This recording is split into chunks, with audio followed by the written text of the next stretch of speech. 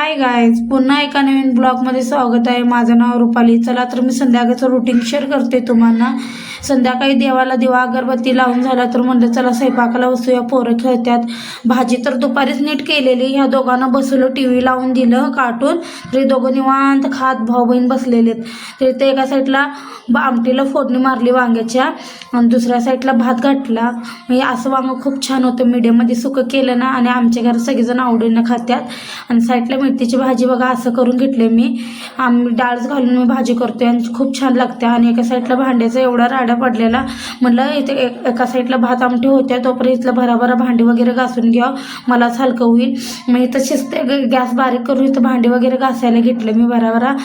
पोरं बघतोय तर इथं मला हॉलमध्ये राडा एवढं वाढून ठेवलेलं. इथलं एक घरातलं आवरूच तर किचनमधलं बाहेर एवढा पसारा काढून ठेवलेलं. म्हणलं जाऊ दे म्हटलं.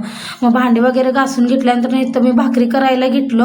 भाकरी करत होतो तोपर्यंत आर्यन रडायला चालू केला. मग त्याला शांत केलं. असा होता आजचा संध्याकाळचा दिवस. जेवणामध्ये असं होतं, मेथीची भाजी, भात, भाकरी, वांग्याची आमटी आणि काकडी. व्हिडिओ आवडला तर लाईक, कमेंट, शेअर करायला विसरू नका. पुन्हा एका नवीन ब्लॉगमध्ये भेटू. चला तर बाय.